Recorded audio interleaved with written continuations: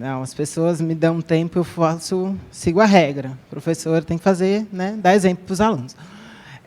Bom, gente, boa noite, boa tarde para as pessoas que depois vão nos assistir, né? Eu até perguntei para a Tati se a gente tinha essa gravação, porque foi tão rico a conversa que a gente teve, que eu acho que a gente precisa ouvir mais vezes e aprender mais.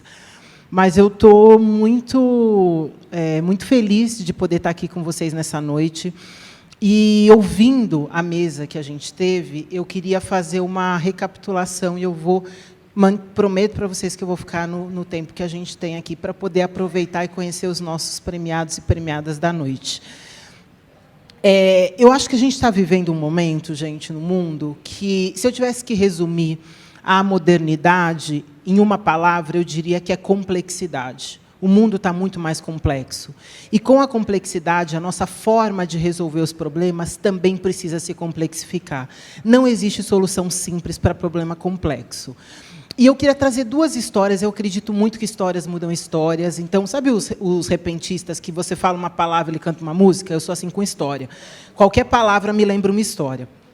Então, eu vou contar para vocês duas histórias que eu acho que ajudam a gente a sistematizar um pouco dessa conversa que a gente está fazendo sobre qual é a nossa responsabilidade, como é que a gente sai desse processo que a gente está vivendo, tão desafiador que nós temos como país. Quando o Mandela assumiu a África do Sul, em 92, ele tinha um grande desafio, que era ajudar a reconstruir a África do Sul. E o desafio dele vinha, primeiro, porque, oficialmente, o regime do apartheid tinha se encerrado nas leis, mas, na cabeça das pessoas, a divisão, como ela existe até hoje, entre brancos e negros, era muito forte. E ele chamou, na época, uma pessoa chamada Adam Kahane, que era um antigo executivo da Shell, que saiu da Shell para construir uma organização chamada Rios Partner, que tinha a responsabilidade de construir solução para problemas complexos. O Adam Kahane, ele escreveu um livro que eu recomendo muito para vocês, eu sempre indico esse livro, que chama Trabalhando com o Inimigo, como colaborar com quem você não gosta, desconfia ou discorda. Eu tenho certeza que ninguém tem esse problema aqui, né? Mas vai que um dia vocês tenham, eu acho que vale a pena vocês terem esse livro. E o Adam conta como é que ele foi construindo esse lugar. E a primeira vez que ele fez esse processo foi na África do Sul, quando o Mandela chamou. E o Adam trouxe para o Mandela 3 grandes princípios muito importantes e que a Suzana, a Marciele e o Ricardo exemplificaram de um jeito brilhante aqui.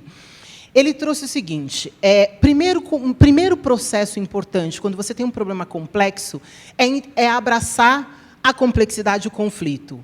Não existe possibilidade de você criar ambientes que sejam realmente diversos se você não lidar com as tensões que estão colocadas, como o Ricardo bem colocou. Não tem como fazer isso. Então, não dá para a gente criar um ambiente, trazer todo mundo e achar que as coisas e todo mundo vai pensar igual, porque não vai.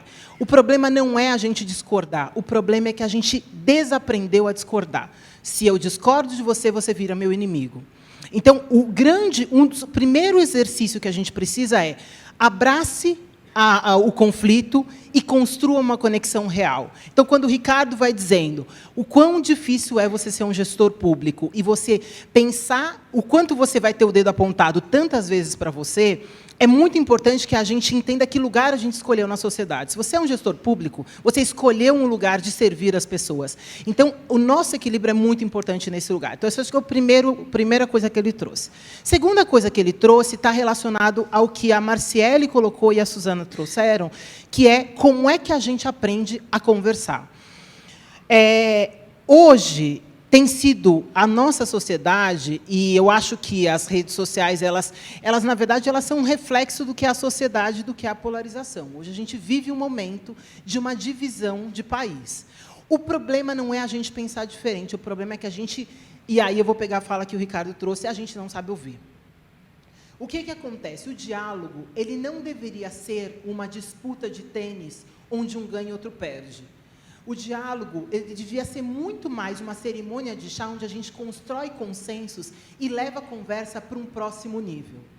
Essa construção, ela exige que a gente saia de uma lógica de estar certo para uma lógica de criar novas possibilidades. Por que eu estou falando isso? As 3 grandes armadilhas que a modernidade tem, Elas são, primeiro, a armadilha do conhecimento. A gente acha que a gente sabe as coisas. E aquilo que a gente aprendeu há 2 anos atrás, vou pegar 2 anos, não serviu para nada do que a gente fez durante a pandemia. Esse processo, só o processo da pandemia, nos mostrou o quanto é importante a gente reaprender, aprender todos os dias. E agora, no pós-pandemia, a gente continua com esse desafio. Porque a gente continua, numa pandemia, a gente continua tendo que reviver e reorganizar a nossa forma de trabalho. E aí apareceu uma coisa, quando eu venho da área social. Eu estou no mundo corporativo há mais ou menos 10 anos, mas eu venho de uma família de ativistas. Enfim, a minha história é uma história de ativismo desde que eu tenho 2 anos de idade, quando eu fui morar num país em guerra, porque meu pai foi para uma missão da ONU, e a minha mãe achava que ele ia, então ela ia também, e aí eu tinha 2 anos e meu irmão tinha 4 meses. Nós passamos 4 anos no meio de uma guerra. Todo mundo sai de guerras e eu fui entrar numa guerra. E isso formou a minha personalidade, formou o meu senso de responsabilidade. Eu aprendi com os meus pais que cada um de nós tem uma responsabilidade indelegável de mudar o mundo. E assim eu tenho feito, desde que eu tenho conscientemente 10 anos de idade. Então, a minha trajetória, ela é uma trajetória muito na área social. E uma das grandes desafios que a gente tem na área, nessa construção, é de que eu ouvia, quando eu entrei no mundo corporativo, que eu era ativista demais, que eu acreditava que numa colaboração que ela não existia. Eu falava, gente, mas não faz sentido você pensar numa transformação de um país onde você acha que as empresas vão resolver o problema, ou a sociedade civil vai resolver o problema, ou os governos. Não existe possibilidade. Existem 3 áreas exatamente porque a gente precisa se complementar. As habilidades são... Mas as pessoas achavam que isso não era possível. E, na época, quando eu entrei no mundo corporativo, eu entrei exatamente para falar aquilo que o Antônio trouxe, que era trabalhar com violência contra as mulheres. Eu trabalho com violência contra as mulheres desde que eu tenho 15 anos. E eu entrei no mundo corporativo para construir isso. E eu dizia, a gente precisa construir uma coalizão empresarial pelo fim da violência contra mulheres e meninas. As pessoas falavam assim, você está louca? Violência contra as mulheres é um problema de polícia, e ele é um problema de 4 paredes. Isso não tem nada a ver com as empresas. Isso você tem que deixar lá fora. Eu falava, gente, tem homem, tem mulher e tem relação dentro da empresa. Como que vocês acham mesmo que a violência não afeta as nossas relações de trabalho? E aí eu comecei a perceber que não era que as pessoas não queriam falar sobre isso, elas não sabiam falar sobre isso. E aí, numa parceria, que na época onde eu estava, eu fazia parte da Avon, junto com a Fundação Dom Cabral, a gente começou a construir aquilo que a Marina trouxe, que é a governança colaborativa. Beleza, como é que a gente vai fazer para trabalhar junto, mesmo que a gente pense diferente? Qual é a colaboração possível? E o que a gente percebeu foi que, na pandemia, então isso que a Marciele trouxe sobre o lugar que a CUFA já fazia há muitos anos, mas que ela potencializou, é porque a CUFA já tinha uma lógica de colaboração muito bem instruída, que na pandemia deu a possibilidade, deu a vazão disso acontecer. As empresas, as melhores experiências que aconteceram na pandemia foram as experiências colaborativas. Quem conseguiu sair? Porque a pandemia, gente, ela é uma guerra contra um inimigo invisível, e essa guerra, ela precisa ser combatida por várias frentes. A colaboração é a única forma de fazer isso. E quando eu entrei no mundo corporativo, as pessoas diziam que isso não era possível porque o espírito competitivo do mundo corporativo não possibilitava a colaboração. Isso é uma mentira.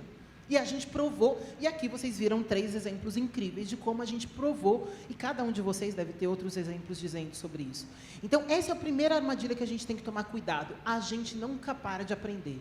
A gente nunca sabe. Cuidado com as boas práticas, porque elas sempre podem ser melhores. Não existe boa prática que não pode ser melhorada, porque o mundo se transforma, e a gente muitas vezes fica fixado nesse lugar. Segunda armadilha, a armadilha do controle. A gente acha que a gente controla coisas que a gente não controla. Quando a Marina traz que nós somos o país que está mais adoecido mentalmente, isso é real. Nós entramos na pandemia como país onde nós éramos o primeiro em ansiedade, o 5º em depressão, e nós saímos da pandemia como o primeiro em ansiedade, o segundo em depressão e o segundo em burnout. Então, assim, o processo que a gente está vivendo tem exigido e precisa exigir que a gente controle o que é possível ser controlado e que a gente consiga construir isso para que a gente também consiga estar mais tranquilo para fazer as transformações que a gente precisa fazer.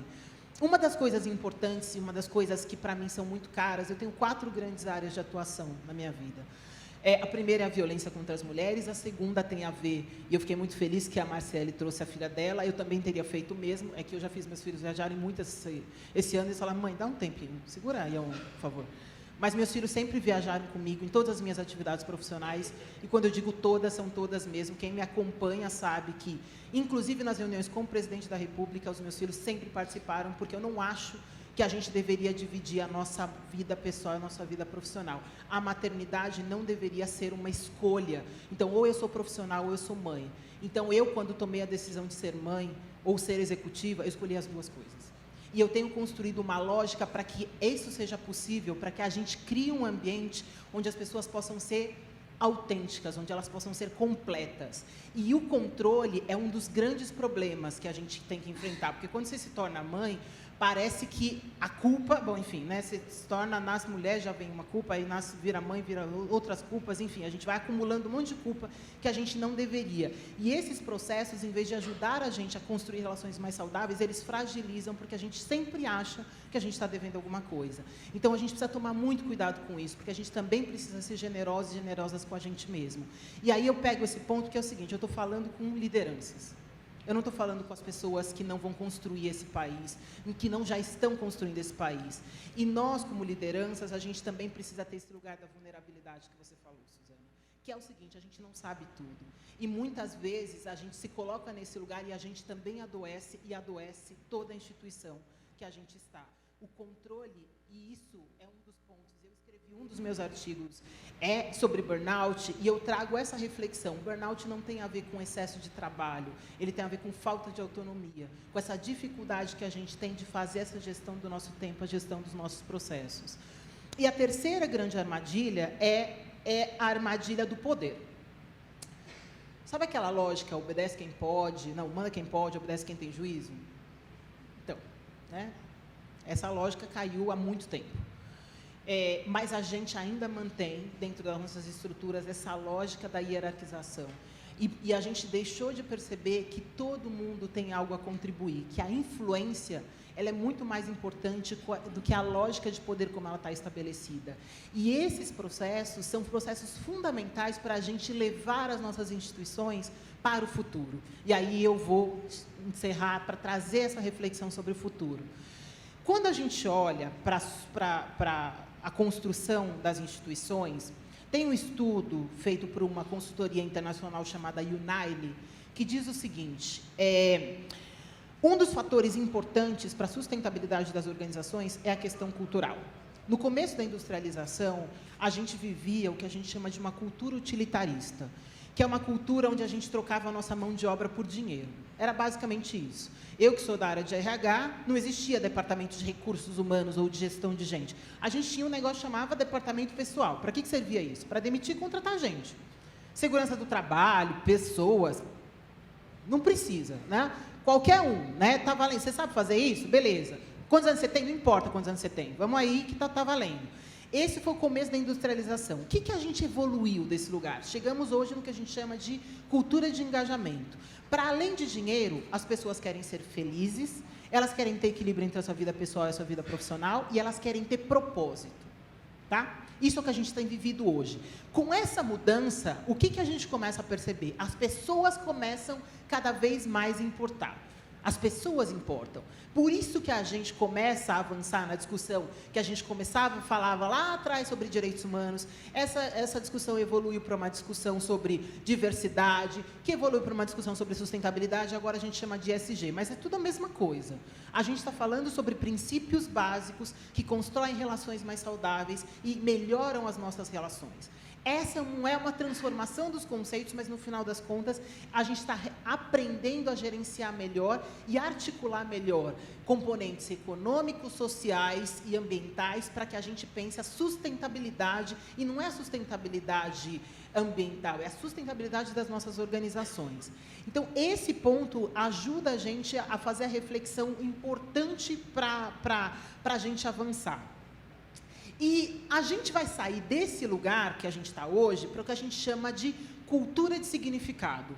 Para além de tudo isso que eu falei, as organizações vão ter que ser espaços onde as pessoas têm voz, e acho que a Marina trouxe essa reflexão sobre a importância de dar voz para as pessoas, a importância da gente ser coerente, e aí sim a gente começa a ver que aquilo que a gente faz precisa ser algo que de verdade é o que a gente acredita.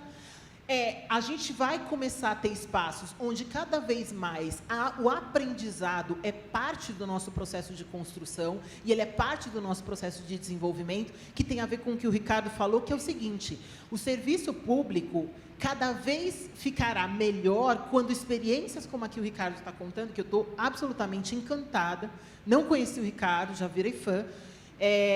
Esse tipo de experiência é o que a gente precisa trazer para os nossos governos. Mas isso não é só para os governos. A gente precisa aprender a reconhecer o valor das pessoas e das diferenças. E aí eu quero encerrar minha fala falando sobre isso. Tirando todas as minhas credenciais, por que eu gosto eu trago e faço questão de trazer esse lugar da construção de pontes e da coleção de boas perguntas? Eu gosto desse lugar, porque é o seguinte, gente...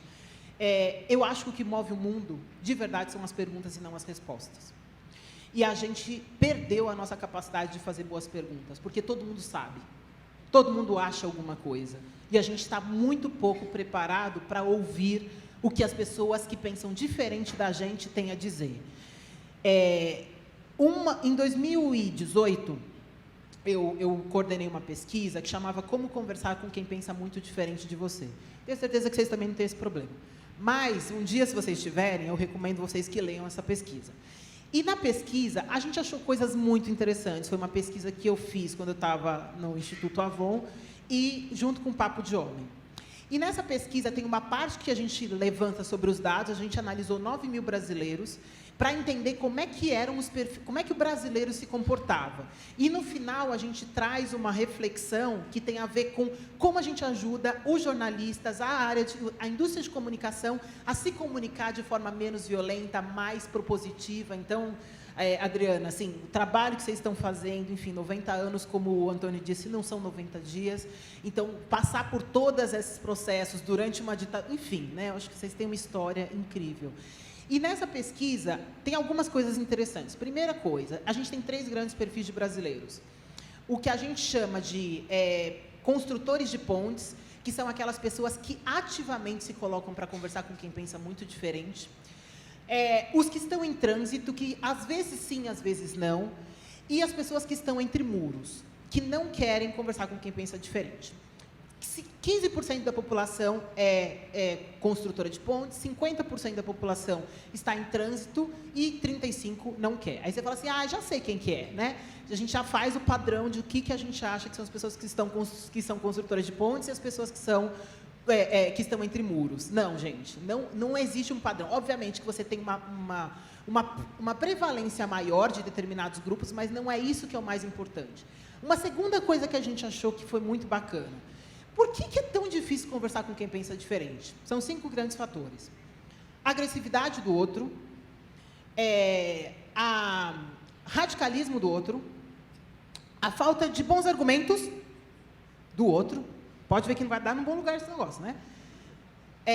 A minha falta de paciência com o outro e a minha falta de energia com o outro. Mas e você? Não, eu sou ótima. O problema é o outro. Aí você fala, então, vamos para o terceiro ponto, voltar lá para o Mandela. Terceiro ponto importante.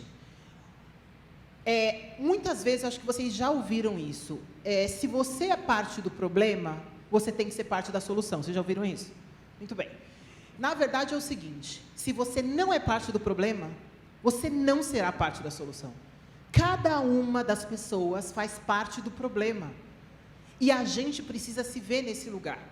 Então, a grande transformação, quando a gente fala sobre lideranças para o futuro, primeiro se reconhecer como parte do problema e pensar o que eu, do meu lugar social, porque às vezes a gente fala, né, ouve aquela história, eu não tenho lugar de fala, né, a diversidade é o outro. Gente, diversos somos todos. Quando fala assim, Mafona, eu quero aumentar a representatividade, não, a diversidade, eu falo, bom, diversidade do quê? Porque você está dizendo que se eu, como uma mulher negra, sou diversa, você é o quê? Não, eu sou normal. Então, assim, diversos somos todos, começa por aí. O que a gente está falando é sobre aumentar a representatividade. Por que a gente quer aumentar a representatividade? Porque tem um ponto que a gente não está olhando para isso. A gente não está incluindo as pessoas. A gente traz as pessoas e a gente quer que as pessoas reproduzam determinados comportamentos, porque é assim que a gente pensa. Então, não adianta você pensar a diversidade se você não cria espaço para as pessoas serem autênticas. Então, esse é o ponto. Não adianta você querer construir uma organização saudável sem que você olhe para as relações e que as relações permitam que as pessoas possam se expressar e que elas possam ser exatamente como elas são. E não dá para fazer isso se as instituições não criam regras muito claras sobre que tipo de comportamentos a gente aceita. Por exemplo, vou dar só um exemplo, porque já acabou meu tempo, eu tenho que parar de falar. Um exemplo só, para vocês entenderem qual a importância desse processo. Quando eu falo sobre processos de avaliação, e a gente está falando sobre desenvolvimento, e sobre como é que a gente pode trazer mais mulheres, a Alessandra aqui do Mulheres do Brasil, né, não me deixa mentir, do processo que a gente precisa para ampliar o número de mulheres nos espaços de liderança, que obviamente, né, a Fundação está de parabéns, estou muito orgulhosa de fazer parte desse quadro como professora, né, acho isso incrível, mas isso é exceção da exceção da exceção, a gente sabe que o mundo não é assim. A gente avalia as mulheres pelo seu estilo, e os homens pela sua performance. Você fala demais, você fala de menos, você se comporta demais, eu mesma, né? Quando eu entrei no mundo corporativo, as pessoas diziam que eu era demais. E eu falava, nossa, gente, obrigada. Mas não era bem isso que eles estavam querendo dizer. Eu sou ativista demais, eu falo demais, eu me posiciono demais, eu era demais. Esse lugar era como se tem alguma, assim, tem alguma coisa errada, assim, não sei se não tem uma presença executiva. Até hoje eu estou procurando essa presença executiva, tá, gente? Faz 10 anos isso. Eu não sei o que é, e também agora já não importa mais. Mas esse é só para dar um exemplo do quanto a gente precisa olhar para pequenos comportamentos, pequenas atitudes que a gente não percebe. Por que raios a gente pergunta para a mulher, na hora da contratação, com quem ela vai deixar o filho dela? O que isso importa se a pessoa vai ser engenheira? O que isso tem a ver? Por que a gente faz esse tipo de pergunta?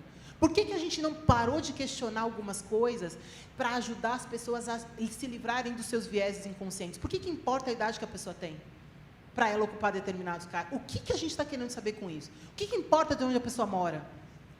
Essa lógica de que para a gente importa, deixa de considerar a importância das diferenças dos skills. Então, no final das contas, eu queria trazer aqui só para resumir tudo, assim, né, não precisava trazer porque a mesa foi brilhante de trazer quais são os exemplos. Não é fácil. Além de coragem, Marina, eu diria que a gente precisa de intencionalidade. A gente precisa querer fazer isso, porque isso não é automático. O nosso automático é procurar os nossos iguais, o nosso automático é fazer as coisas como elas sempre funcionaram, o nosso automático é fazer as coisas funcionarem para que eu privilegie o meu grupo ou para que eu esteja em vantagem em detrimento de outros grupos. Não é porque a gente é mau, é porque isso é instinto de sobrevivência. A transformação do mundo dependerá da intencionalidade que a gente tem. Então, a gente vai seguir junto. Essa não é uma jornada. Eu fico muito feliz de ver uma instituição de comunicação pensando essa transformação e o seu compromisso, 90 anos não são 90 dias, junto com uma das maiores escolas de negócios, pensando essa transformação. E fico muito feliz de ver o projeto que vocês estão fazendo com a CUFA, porque a gente tem que sair desse lugar, de que existe um lugar e existem pessoas. Esse auditório ainda não reflete o que é a nossa sociedade. Ainda nós não estamos aqui. 50% da população negra, a população brasileira é negra, onde elas estão que elas não estão aqui. Então, para a gente pensar, olha para o lado, vê quem são as pessoas que estão, olha como essas pessoas são. Se elas são iguais a você, tem alguma coisa errada. A gente não está fazendo o que a gente precisa fazer. Obrigada.